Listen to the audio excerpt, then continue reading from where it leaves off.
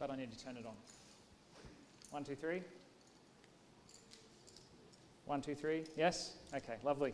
Let's pray one more time and we'll go through this Bible story together, shall we? Dear Father in heaven, you know me, and you know my sin, and you know my insufficiency, and you know that I don't deserve to stand before your people, but as Paul said, it's by God's grace I am what I am. So now, Lord, as we open this story, Nerili's favourite story, Lord, I ask that your word will speak, and I submit myself into your hand to be used according to your will. Amen.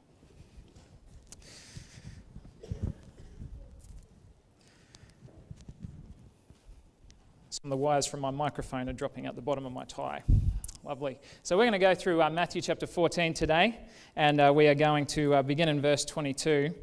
I wanted to speak to you guys on the subject of what is faith. What is faith? There's a pretty big decision that Nerily is making today that involves faith. It's a step of faith. And I think it's important for us to understand what that is. What is faith? I was having a discussion with a good friend of mine who is somebody that is of no religious persuasion, what we might think of as either agnostic or atheist. That's okay, that's his decision, no problem, but we like to discuss things together. And he remarked to me one day and he said, you know what?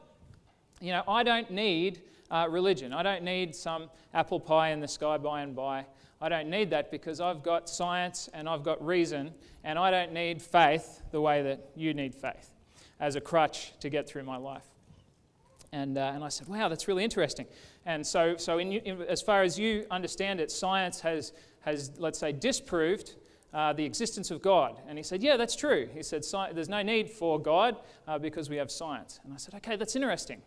I said, what stream of science has disproved the existence of God? And he said, well, I don't know what stream exactly, but, just science in general. And I said, well, I'd really like to read about that. I said, what scientist in particular? Which study that was conducted that disproved the existence of God? Because that would be something that I would like to read about. And of course he didn't know, but he just said, in general science. And I said, well, that's interesting. I said, do you believe that whatever scientist that discovered that, do you believe that what he said was true? And he said, yes. And I said, so this scientist that you don't know who he is, you don't know what stream of science he's from, you don't even know if he exists, but you believe that he said that God doesn't exist, and you believe that what he said is true, right? And he said, yes. But we have no need for faith, right?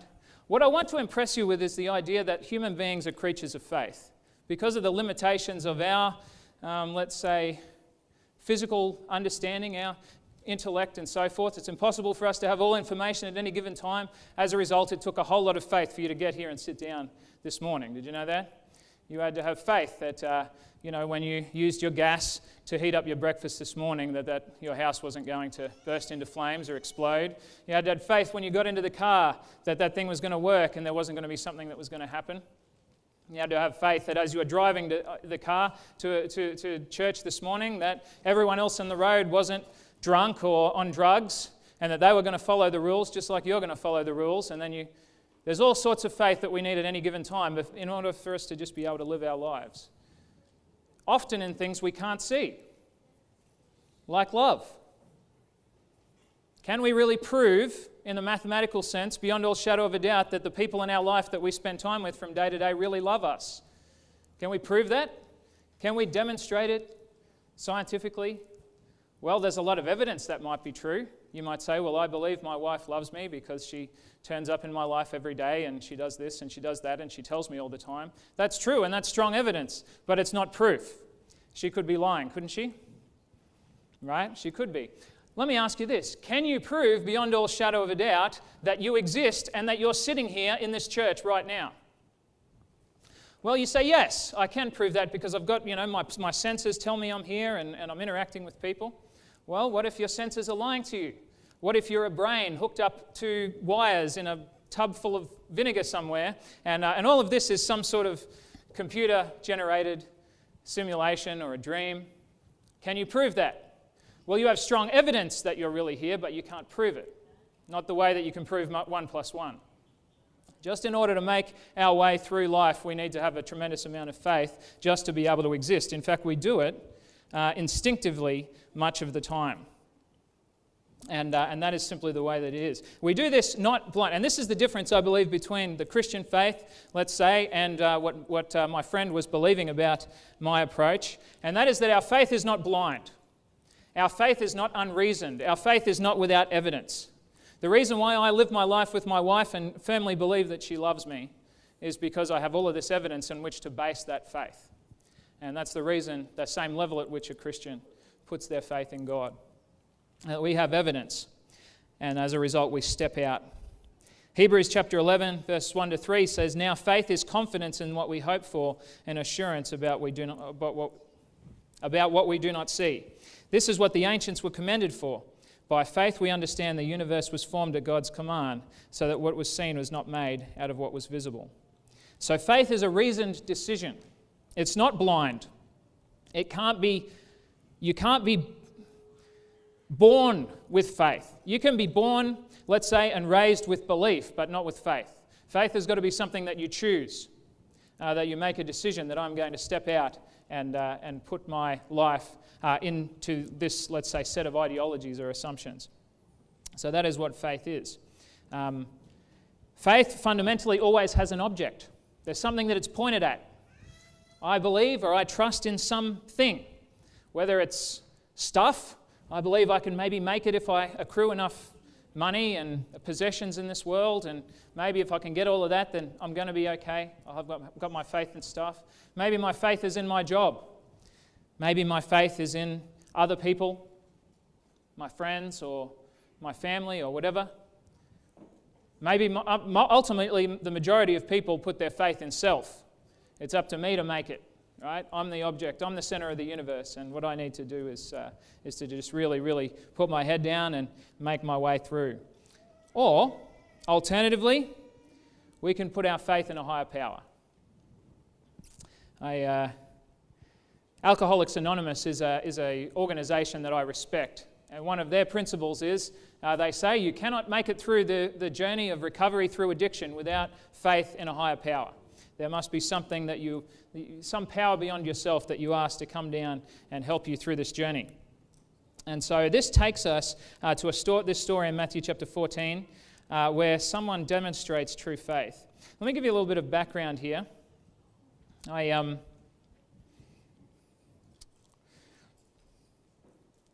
thinking about this history of belief and this history of faith down through the ages. A lot of people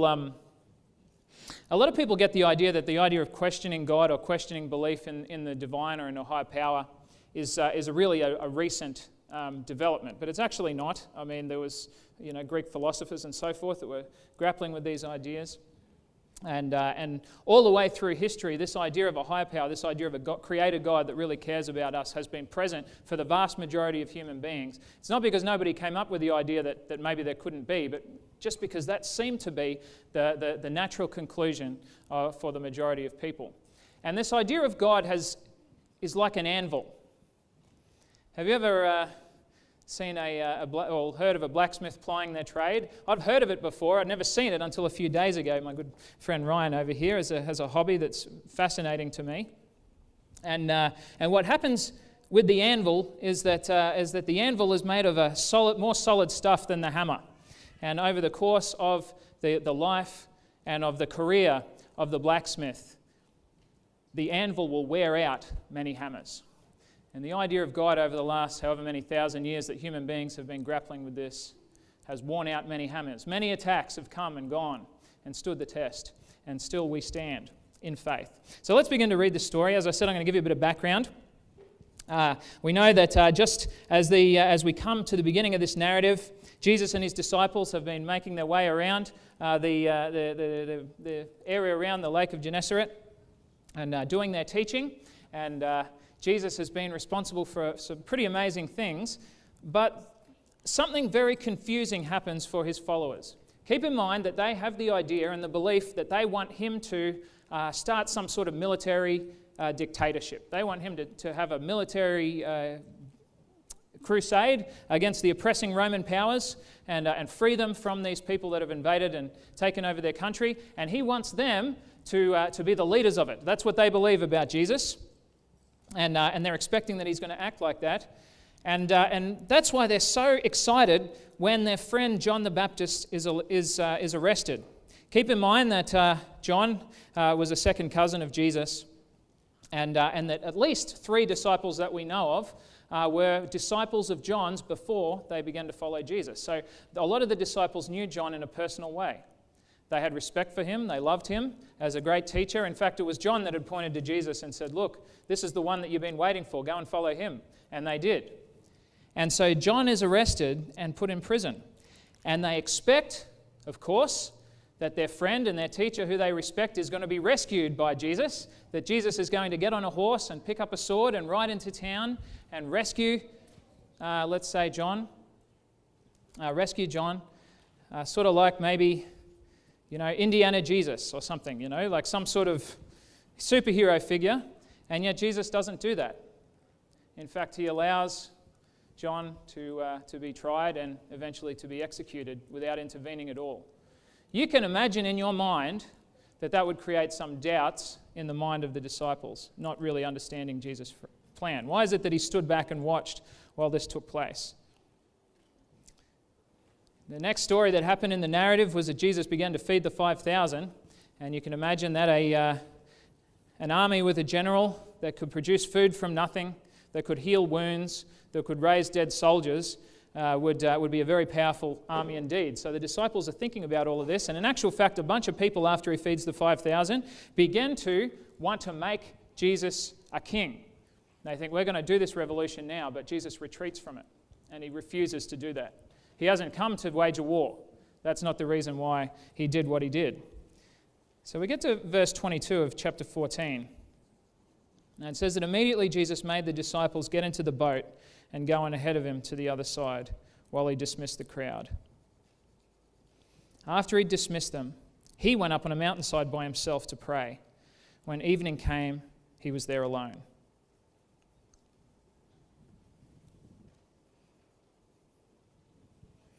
Jesus has asked the disciples to leave him, and they begin to row. And I imagine as they're making their way across the lake there, the Sea of Galilee, and they're rowing, that perhaps some of their doubts and misgivings begin to surface among themselves, and they begin to talk to one another about why is it that Jesus is acting like this. Maybe some pain, or maybe some of the grief of their friend John dying is surfacing, and they're beginning to talk about their bitterness with one another. Maybe some of this doubt begins to arise. Is this really the person that we believe that he would be?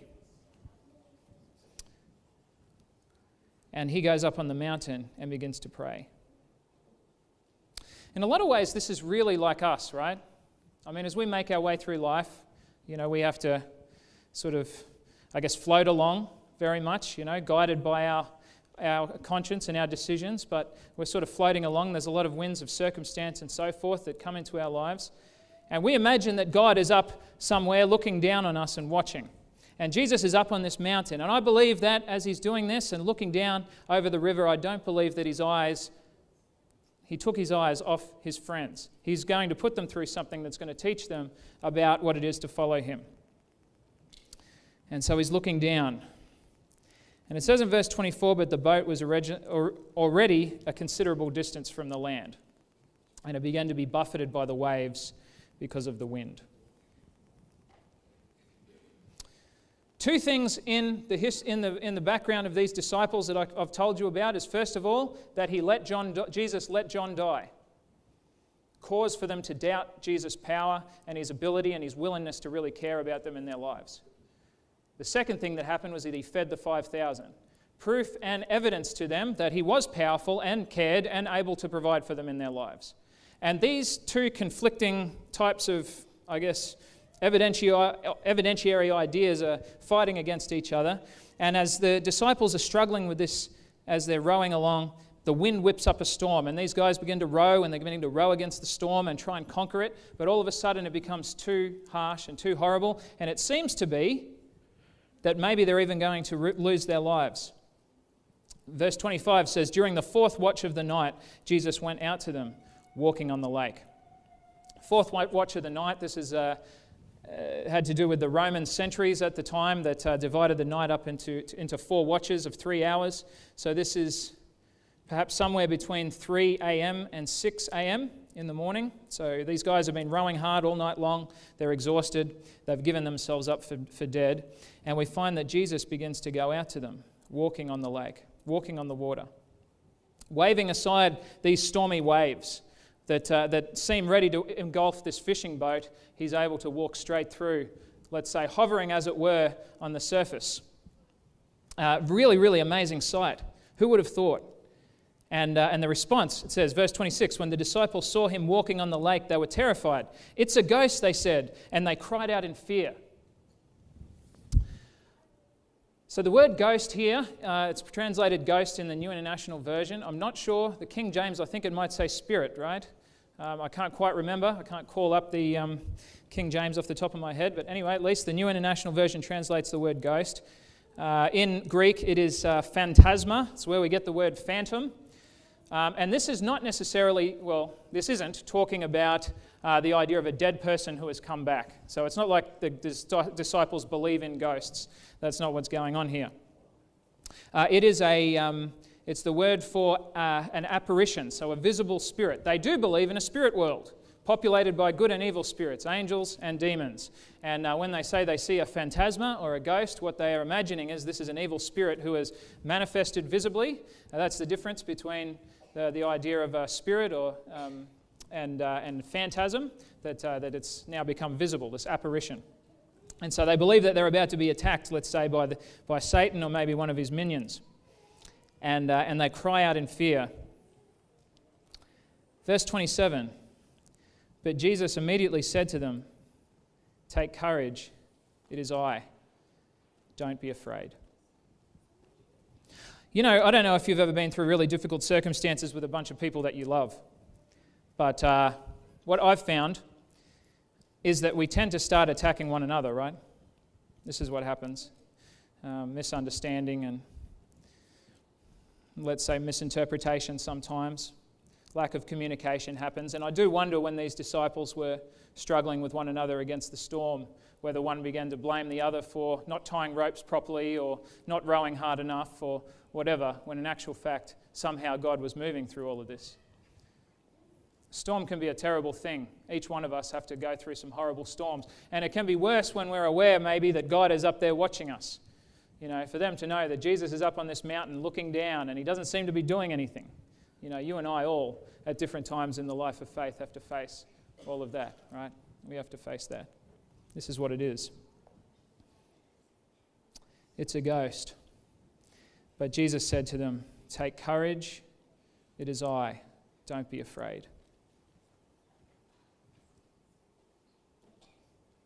The basis of a Christian's ability to approach life with confidence and to make our way through life with a sense of power and of purpose is not the fact that we're really good. That is not the basis of this.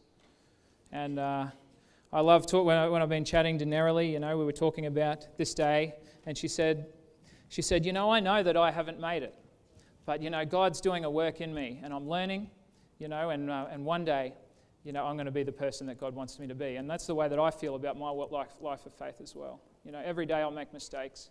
Every day I'm broken. And it's not the fact that we are perfect in the way that we make our way through these problems, right? It's the fact that God is good. That's the basis on which we can make our way through life. The fact that God is good and that He's with us. As Isaiah 41:10 says, "Do not fear, for I am with you. Do not be dismayed, for I am your God. I will strengthen you, I will help you, I will uphold you with my righteous right hand." Don't be afraid. Take courage. It is I. I'm here. You don't have to be scared. This is classic Jesus. A couple of times, you know, this happened to Daniel, it happened to Ezekiel. My favorite is when it happens to John in Revelation chapter 1. The Apostle John sees this amazing vision and he's just overwhelmed and he falls down as if dead. And Jesus comes up to him and said, "Hey, you don't have to be scared, it's just me. Don't be afraid, I'm here. Don't be scared, I'm here." And Peter, Verse 28. Lord, if it's you, Peter replied, tell me to come out to you on the water. Now we've got an intersection here, let's say, between the narrative and the scientific. Okay? Because I fully believe and I fully acknowledge that I believe a bunch of things that aren't, let's say, in line with the normal ways that scientific rules work. I'm a scientific person. I think scientifically. I believe in, let's say, the laws by which the universe runs. The difference between me, I suppose, and maybe some others, is that I believe that the God that created the universe has the ability and the let's say, the desire sometimes to break those rules when he wishes. And when Jesus beckoned Peter to step out on the water, he was asking him to do something that was scientifically impossible. If it's really you, ask me to come out on the water. Verse 29, come, Jesus said. And so Peter got down out of the boat. Now, I imagine if you've ever seen a fishing boat, I guess, floating in the water, you would have had to jump over the edge, and get there, and he steps. And all the time he's looking at Jesus. He's got his eyes on Jesus, and he puts his feet down into the water, expecting, I suppose, to be sucked under or to have to hang off onto the edge. He finds that this is as soft and as smooth as glass, and his feet rest there on the water somehow. Even though it's still moving beneath him, it must have been an amazing let's say, sensation or experience. The only human being that's ever felt this, actually, recorded. And he looks across, he's got his eyes on Jesus, and Jesus is beckoning him, asking him to come, just like, a little baby taking their first steps, and the parent is beckoning, and he's got his eyes on Jesus, and he's taking these faltering steps toward Jesus. This is the life of faith. This is what it is. He's got the evidence. He's balancing it off with his doubts. And then he sees Jesus, and Jesus calls to him, and he realizes, I guess, in that moment that, you know what? I don't have all of my questions answered. I don't understand the reason why John was allowed to die. I don't get that. It doesn't make sense to me, but I have enough answers. I've got enough answers. I've got enough evidence on which to base my faith. And as a result of that, I'm going to step out of this boat, and I'm going to take this walk. And he gets it, and he begins to walk on the water towards Jesus. Amazing. Miracle. Okay, really, really cool, I imagine. Then Peter got down out of the boat. He walked in the water. He came toward Jesus. But when he saw the wind, he was afraid. When he saw the wind, he was afraid. These winds buffeting the boat, these winds that had caused problems between the disciples, these winds of circumstance and of trouble in our lives. He saw the wind. He took his eyes off Jesus. He stopped looking at the object of his faith and began to look at the challenges and the struggles in his life and the other things that perhaps were threatening to overwhelm him. And when he took his eyes off Jesus and began to focus on them, beginning to sink, straight away he began to sink. Whatever, I don't know, angelic miasma was coating the water and preventing him from being able to sink down, immediately disappeared, and he fell. And as he was on his way down, he cried out, "Lord, help me, save me." And this is the life of faith as well. There's not one of us, and I want to say this to you narrowly, this is me too, there's not one of us sitting here today that since we've begun our life and our walk of faith, that we haven't fallen, right? Every single one sitting here, I don't care who you are or where you're from, every single one of you sitting here, since you've begun your life of faith, you have fallen. And this is Peter. It's easy for us to judge Peter 2,000 years later, when each one of us have taken our eyes off Jesus, focused on the problems, and begun to sink.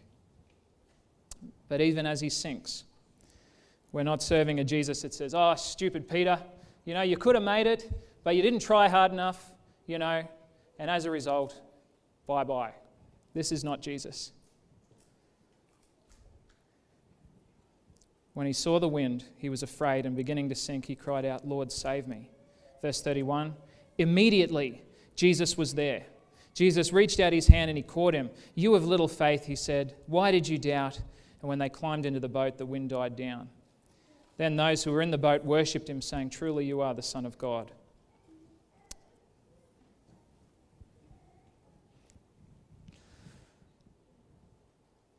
the reason why I wanted to talk about this story is not just because it's Nerali's favourite, but also because it so brilliantly illustrates everything we have to walk through. You and I are going to make mistakes down here. We are human beings, and we get buffeted, we get discouraged, we get overcome, we get overwhelmed. Every time when we're beginning to sink, the temptation within us is to turn away from God. Jesus, the same Jesus that called Peter to the water, is calling us. And he's saying, come. And when we fall, all we have to do is say, Lord, save us. And he's there, every time. And so we know that tomorrow is Nerali's birthday, except that it isn't, because from now on, this is Nerali's birthday. Maybe you can have 2 parties every year, and that's exciting. And the same Jesus that called to Peter under the water, he's calling to you into that water, right? And that's what's really exciting. And you're going to be joining him in baptism today. And, I guess just in summing up, I just want to say that there's never going to be a time where you've got an answer to every single question. That'll never happen. What I've found as I've walked along in my walk is that I'll normally at every given time have about 10 or 15 questions that I don't have the answer to. And as I research or read or learn or people talk to me or whatever, I find out the answer to this particular question. But then as soon as I get that answer, it opens up about 10 or 15 more, right? Has that been your experience? A couple of people nodding. Some of us gone to sleep. That's okay. I'm nearly done. There's never going to be a time when we have the answer to every question, because that wouldn't leave room for faith. But there comes a moment in life where we've built up enough evidence and we realize we have enough answers to step out. And that's what we're doing. So, faith is accepting that you've got enough answers and enough evidence to make a faith decision and to trust that the one who's cared for you this far will carry you through to his kingdom. Let's go get wet.